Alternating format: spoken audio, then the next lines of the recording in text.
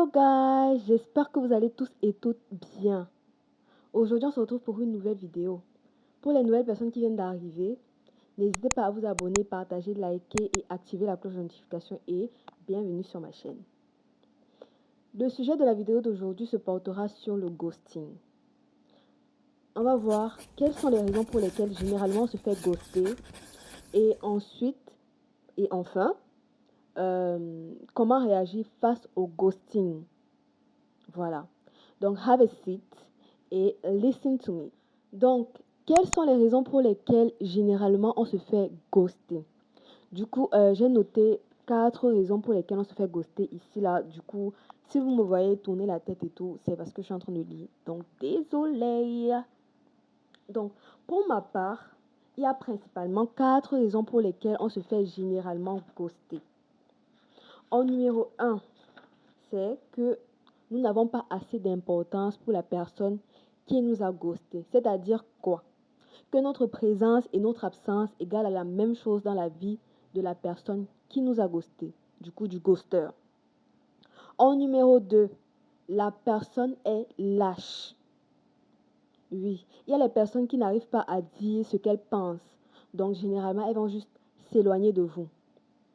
En troisième position, vous avez fait ou vous avez dit quelque chose qui n'a pas plu à la personne. Donc, du coup, la personne, au lieu de venir vous dire que bon, tu as fait quelque chose qui m'a blessé, la personne va préférer s'éloigner de vous parce que peut-être ça l'a tellement blessé ou autre chose en fait. Du coup, la personne va préférer s'éloigner de vous. En dernière position, pour ma part, la personne vous a idéalisé. C'est-à-dire que la personne vous avait surclassé quoi. Après, la personne se rend compte qu'en fait, ce qu'elle pensait de vous, c'est pas réellement ça. C'est-à-dire quoi? Je vais prendre un exemple bête. Par exemple, dans sa tête, la personne s'était dit, vous êtes Beyoncé, alors que vous n'êtes même pas la vendeuse de beignets du quartier, en fait. Vous êtes encore plus bas que la vendeuse de beignets, quoi. Donc voilà, généralement, c'est ces raisons-là, pour ma part, qui font que on se fait ghoster. Je pense qu'il y a d'autres raisons, mais bon, pour ma part, c'est généralement ça, en fait. Ok, comment réagir face au ghosting? Je vais l'illustrer avec mon cas pour que vous compreniez mieux comment réagir face au ghosting. Il y a de cela quelques temps, en 2020, je flirtais avec un gars. Au début, c'était pas vraiment un flirt parce qu'il m'avait dit ouais, on va être amis et tout. Mais on a commencé à flirter. Du coup, le gars m'a proposé de sortir avec lui, mais à chaque fois, je refusais de sortir avec lui parce qu'il était déjà en couple. Du coup, quelques temps après, il m'a ghosté. Le truc, c'est quoi? C'est qu'on avait l'habitude de causer matin, midi, soir. Genre, on se parlait pratiquement tout le temps. Donc, j'étais déjà habituée à parler avec cette personne. Du coup, quand il m'a ghosté, ça m'a quand même fait bizarre.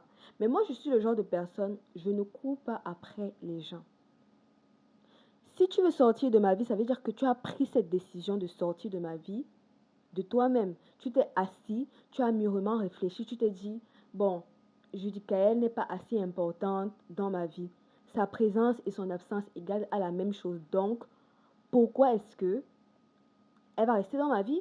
Donc, tu as mûrement réfléchi pour moi et tu t'es dit, je vais sortir de sa vie et puis basta. Du coup, quand ce gars m'a ghosté, ce que moi j'ai fait, c'est que j'ai écrit 2 fois. Et quand j'ai vu que la personne ne répondait pas, je suis passée outre. C'est-à-dire quoi? J'ai continué à vivre ma vie de façon normale, comme si cette personne n'avait jamais existé.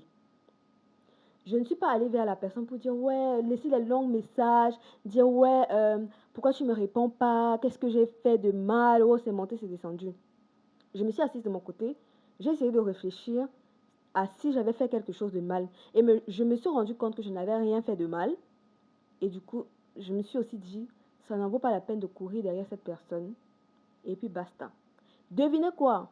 Quelque temps après, la personne est revenue seule dans ma vie.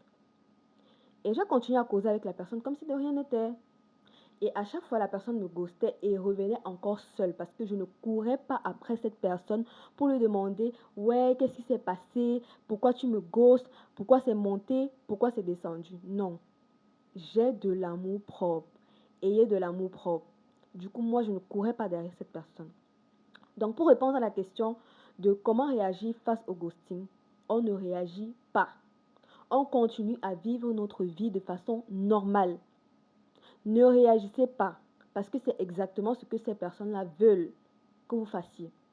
Ne réagissez pas, ne courez pas après ces personnes-là. N'allez pas laisser de longs textes, parce que peut-être vous énervez déjà la personne. Et quand vous venez encore laisser les longs textes et tout, ça agace encore plus la personne. Et la personne pourra facilement passer encore outre. La personne pourra facilement passer à autre chose. Donc, ne courez pas après ces personnes-là. Ne laissez pas de longs textes. Maximum 3 messages. Si vous voyez que la personne ne répond pas, vivez votre vie. Vivez votre vie. Ne courez pas après cette personne parce qu'elle n'en vaut clairement pas la peine. Posez-vous aussi la question de savoir est-ce que son absence ou sa présence égale à la même chose. Si c'est égal à la même chose, laissez-moi vous dire que vous ne devez pas courir après cette personne-là. Bien évidemment, il y a les gens après lesquels on doit courir, mais d'autres personnes, non. Avant de courir derrière une personne, demandez-vous si sa présence et son absence égale à la même chose. Et si effectivement c'est égal à la même chose, vous ne devez pas courir derrière cette personne-là. Vous devez simplement laisser cette personne-là sortir de votre vie. Et puis basta, vous continuez à faire votre vie aussi. J'espère que vous avez compris. Pour réagir face au ghosting, on ne laisse pas de tonnes de messages. On continue de vivre notre vie normalement. N'essayez pas de changer votre quotidien en mettant une photo peut-être belle de vous, une photo où vous êtes canon. Faites ce que vous avez l'habitude de faire. Ne sortez pas peut-être de votre zone de confort juste pour la personne. Si c'est ce que vous voulez pour vous-même, oui. Mais si c'est pour la personne, pour moi, ça n'en vaut clairement pas la peine. Vivez votre vie comme vous avez l'habitude de vivre et comme ça vous plaît. Pas pour plaire à la personne qui a décidé de sortir de votre vie. Parce que ça n'en vaut clairement pas la peine. Bon, pour clôturer la vidéo, je vous conseillerais d'avoir de l'amour propre. Avoir de l'amour propre va vous éviter de courir après des personnes qui n'en valent pas la peine. Courir après des personnes qui ont choisi volontairement de sortir de votre vie. Développez votre amour propre, les amis. Bref, c'était tout pour cette vidéo. Si ça vous a plu, n'hésitez pas à partager, liker, commenter, activer la cloche de notification au cas où je sortirai d'autres vidéos. Et on se dit à la prochaine pour une nouvelle vidéo. Je vous fais plein de bisous.